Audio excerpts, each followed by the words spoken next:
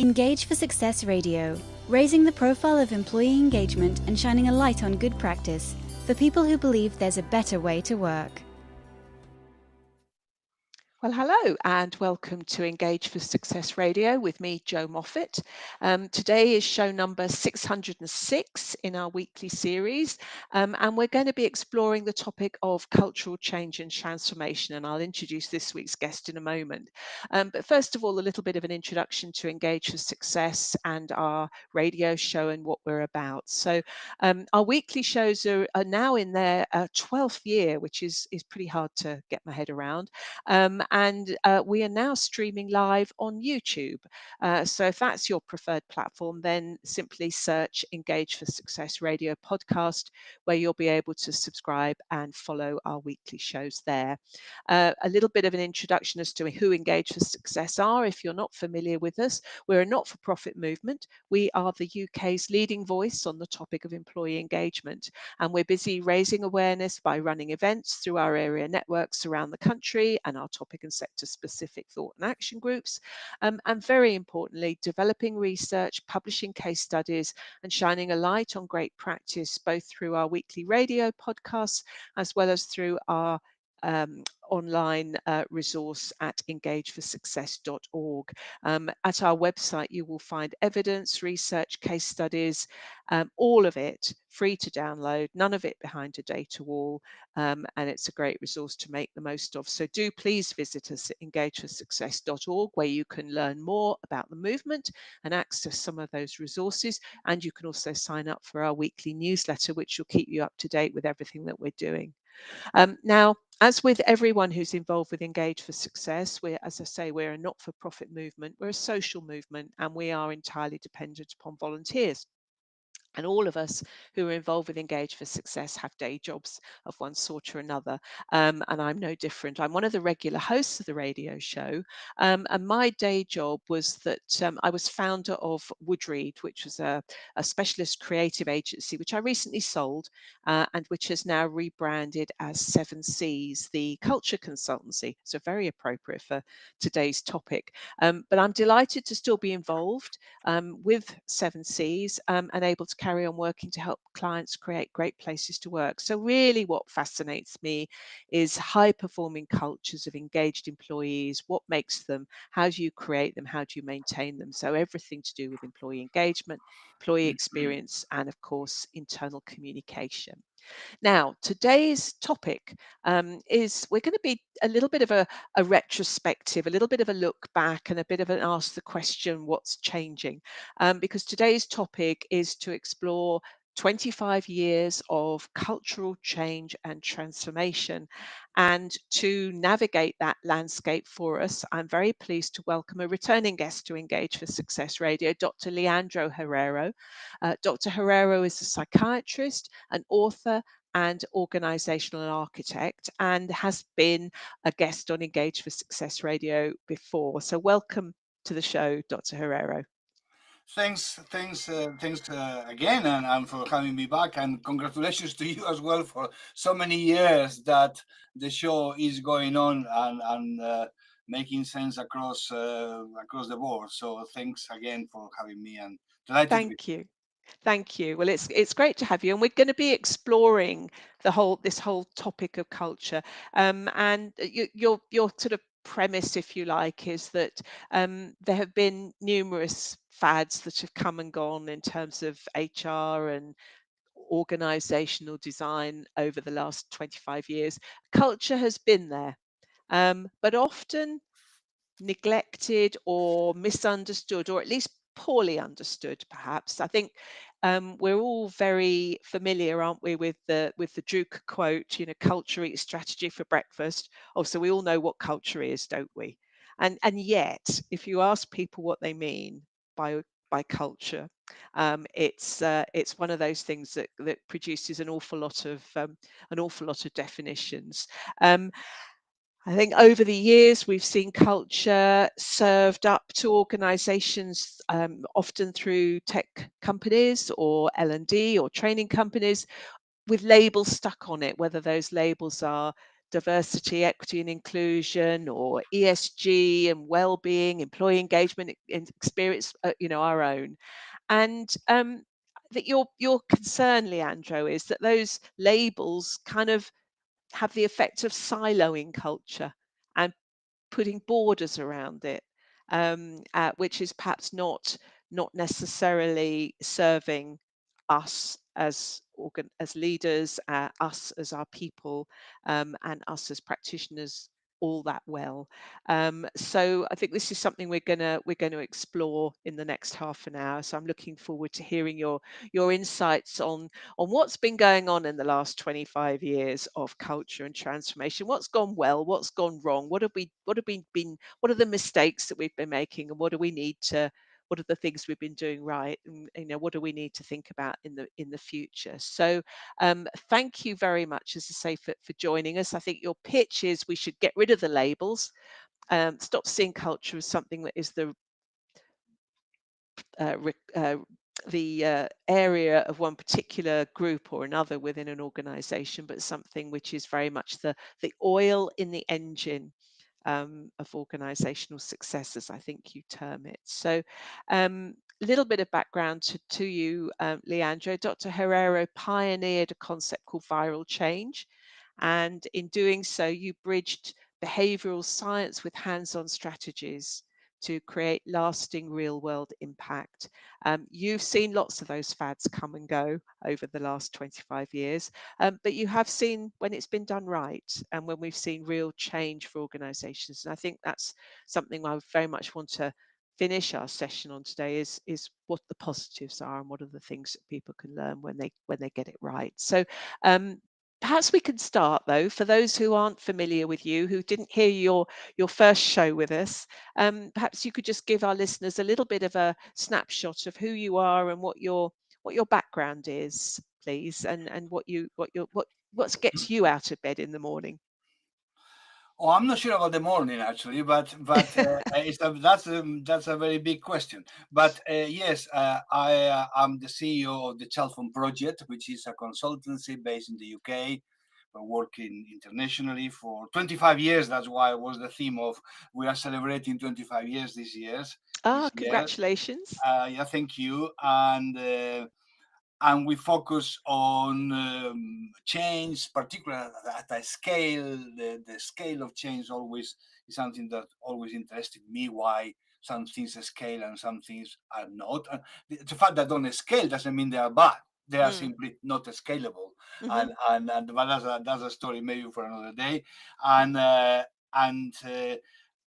by doing that, we've been seeing an evolution of topics and interests over 25 years, as we all have seen. And we need to remember that we all have seen a pandemic and a couple of crashes in the markets and things like that. So it hasn't been a plain sailing. No, it's not like, it's always been a linear, nothing has been linear. It's been up and down. So whoever kind of says, well, I'm going to predict what's happened next, I will say, well, congratulations. Tell me that. I mean, I don't believe you, because it's becoming more and more unpredictable. But yes, you have referred to something that it could be, frankly, the summary of the story of the history of management, which is the history of labels. Mm-hmm. We are inventing or creating a label every year or every other year or whatever it is. And I think there are good reasons for that, because people want to frame something that apparently seems to be important or different, or that needs attention, and therefore we put the label as a way to put a frame, to constrain, to say it's something that we can grab now. It has a label, it has a name, therefore I can do something about it. Many years ago, I don't remember exactly when, but I was privileged by pure chance to listen to or see a BBC program by, I think I had it in front of me, I think was presented by David Dimbley. And the program was called How We Built Britain. And one of the episodes was the Victorians. It was a very good program, but I remember, not remember a lot of the program, but I remember for many years a phrase that David used was, I think, is fascinating. He said subtly, for every problem, the Victorians had a building. So mental health and people going, going mad everywhere, asylums. Transportation that is complex and is getting worse or whatever, big rail stations. Government that is now more complex or whatever, big town halls in government. So for every problem, they seem to have a building. And or solve with a building. And I always thought that's a great metaphor, fantastic metaphor for It how is, isn't it? management is been doing. For every problem, we create a building. So now we want to have diversity or whatever. Let's have a function. It's called DAA. Before it was quality, or before something else, or Oh yes, total quality CSR. total quality management, Quality management was TQM. a big thing Yeah. many years ago. We discovered quality suddenly, but the next thing we find is that there are VPs of qualities in every single company. Yep. So we created the building Yep. before understanding what was that. And that's the history of management. I think it's inevitable. I think it's there. It's not, it's inevitable, but at the same time, it's not necessarily the best way to handle what the label wants to handle. And DAI is a good example of that, how on the quest of diversity, which is the main thing, the fact that, or any other thing, the fact that you put a label, and many people, paraphrasing, would say, well, it's nothing to do with me anymore. There's a function for that. Someone else's responsibility now. So safety is the same, actually. That's not new. So safety, absolutely, yes, but there are health and safety professionals, so they will know what to do. So we are outsourcing to other people what we thought was the problem, as opposed to address the problem, or the challenge, or whatever you want to call it, from the start.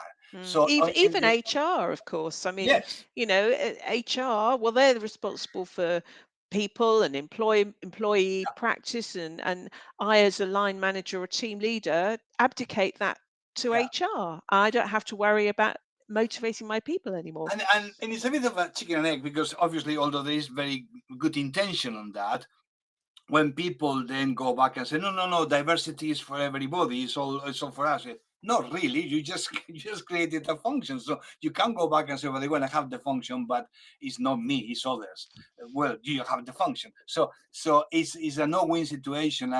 And then when something goes not well, obviously the blame point is very clearly the one that has at the core of the function. I say, okay, well, it's the problem of these people, therefore the whole thing falls apart. And that's a bit of caricature, of course, but that's the somebody asked me, the summary of the 25 years is this up and down of new concepts, new ideas, new fads. Some of them stay, some of them go. Most of them with very good intention, but not much of thinking what is the liability of creating the box. We may have to create one, but that doesn't mean that we are blind. We're going to be blind to the liabilities, because everybody from CEOs to other people may think, well, it's not my problem anymore. We have a function, we put resources, there is a new team that usually, with all the highest respect, they are not necessarily the most experts on the topic. They have been landed there, coming from HR or LD or whatever it is, nothing wrong with that, but suddenly they have a hat that says diversity, whatever. But they don't know more diversity than you and me. I mean, God bless them, great, but it doesn't mean that we're asking too much. That's my point, of people who not necessarily have the right background or skilling or whatever. Not that you need a rocket science title for that, but it's asking too much, and at the same time expecting too much. And then, of course, when things falls apart, the disappointment is very big. But the disappointment is, to me, is the least of the problem. Is how what is pretended to solve or address, it gets not just unsolved, but it gets dismissed as something that maybe it wasn't that important, or it's impossible to do, or forget it. So we are killing the good idea because we didn't really manage to develop the idea properly. Or when we realize that actually something is more systemic across the whole organization rather Yeah, than just being the responsibility of one department or team or yeah. few people. And so we can that department, or we can that manager who, I mean, take DEI as an example, you know, we get rid of that function. That sends absolutely the wrong messages that people can then latch onto and say, oh, they've got rid of their DEI function, they don't care about DEI anymore. Yeah, exactly. So it was perhaps, as I say, asking too much of a function to deal with that, and quite quickly.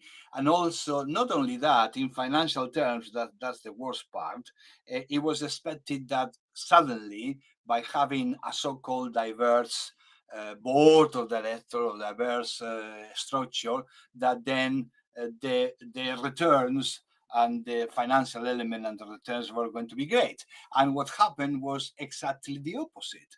And this is data. I haven't invented this data. That's a London Business School, not necessarily a suspect on bad practices or anything like that.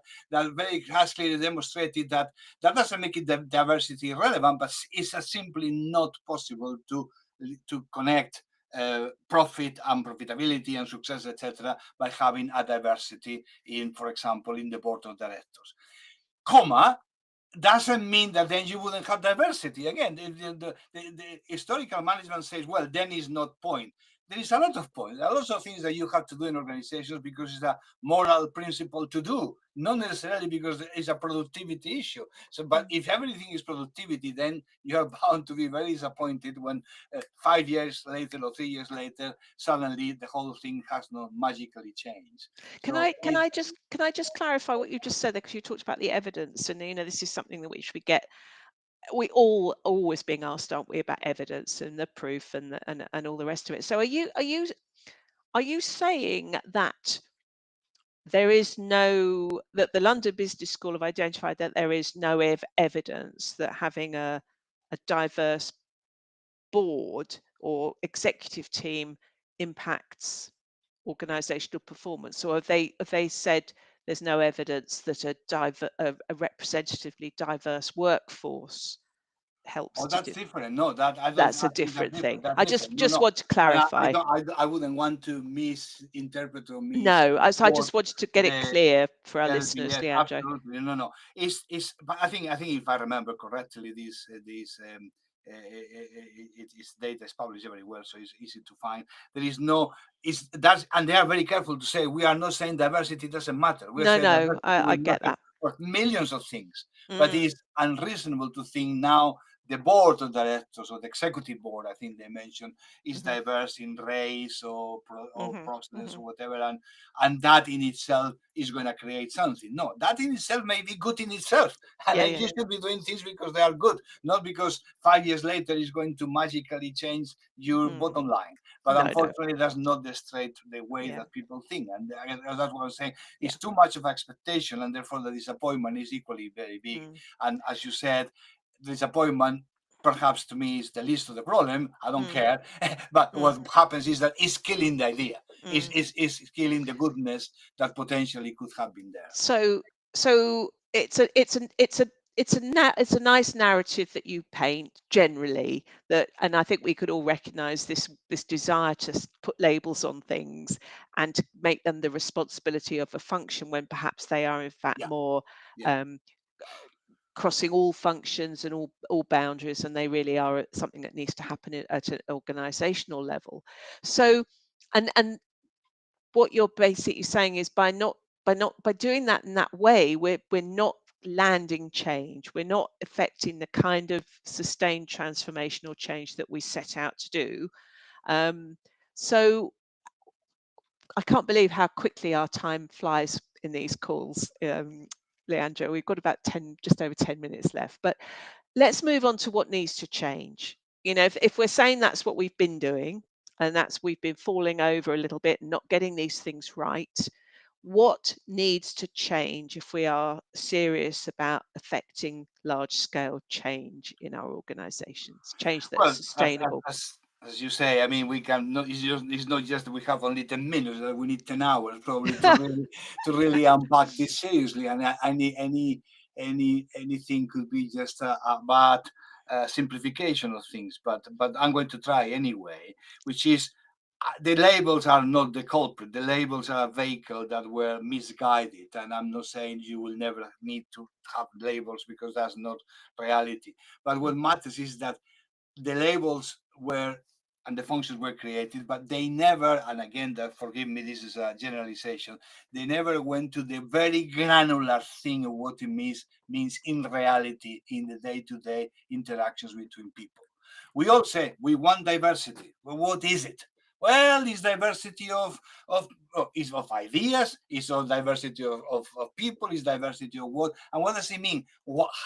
What do I have to see in my workplace that we are that diverse? It's just the color of our faces, or is something more? People say, no, it's more than that. It's diversity.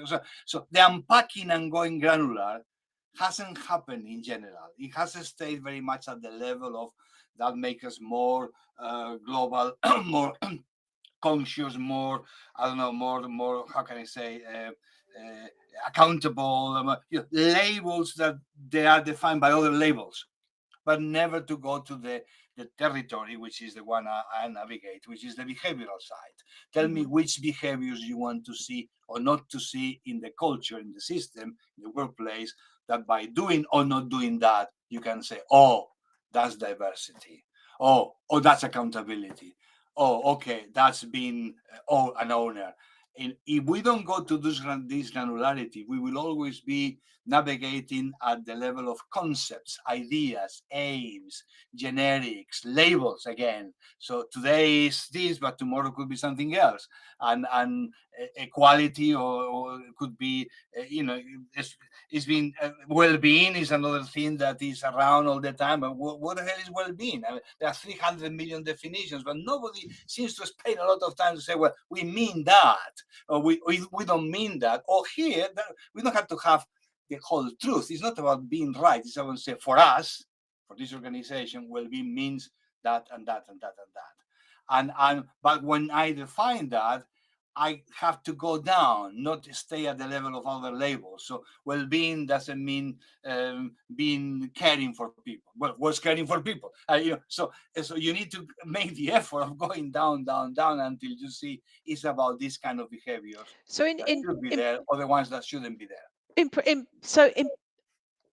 If we're going to get down to the real granularity meat of what does this actually mean in our organization, how in practical terms do you set out to do that? Oh, you need to unpack. I mean, there's you can't be too generic on that. There is not a generic concept of that. That's why I say well-being in here or my company and other places may be a little bit different from what it means for you, what it means for another company, other setup. So it's very cultural and setup specific, but I need to make the effort of define it. Even if your concept say, oh, no, that's not well-being for me. This is something else. Fine. Doesn't matter what the label is. As long as we agree, that's what you are doing. That's what I'm doing.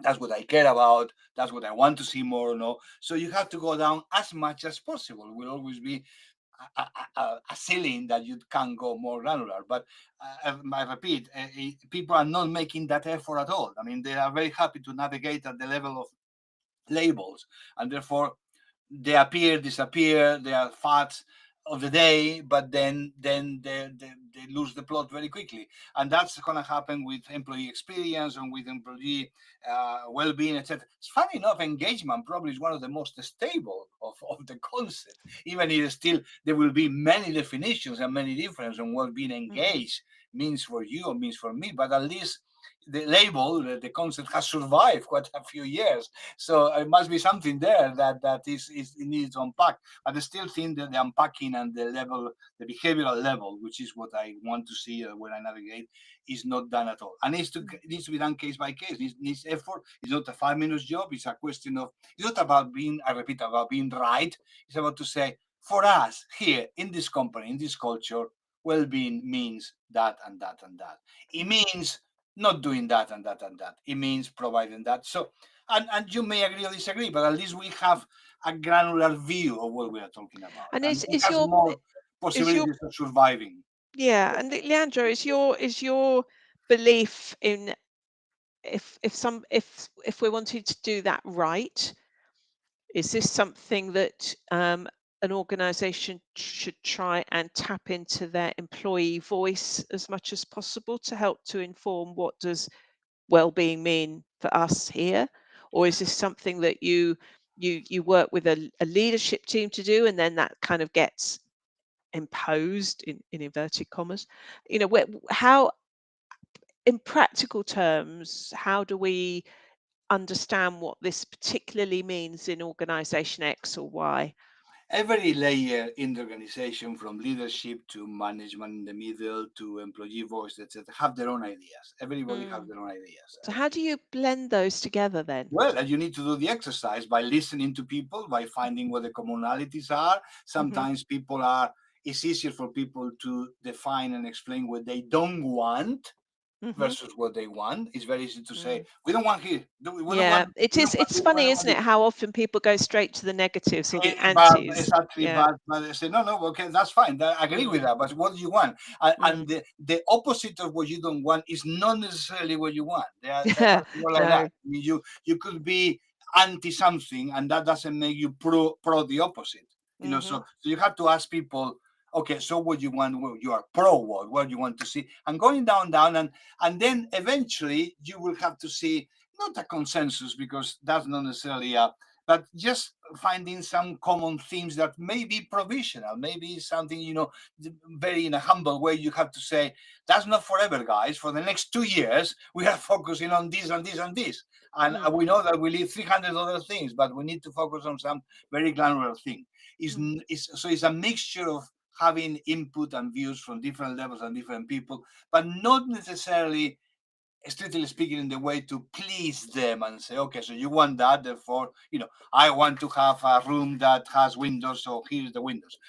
When that doesn't work either. So it's Mm. about listening, but also having a view, which is Hmm. any view is a moral view. That I say you are making a point of what is good and what is bad, and nobody should feel bad about it. Is the reality. But again, there are choices to make, and there is an exercise both intellectually and practical to make, not a 5 minute job.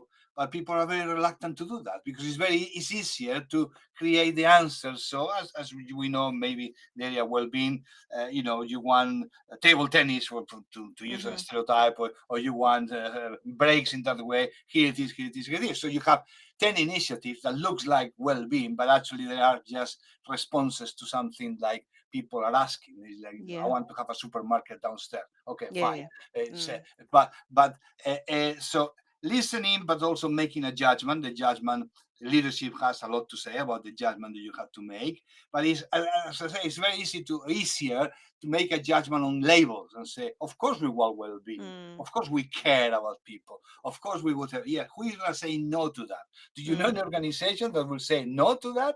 So the yes is already there. But what does it mean here?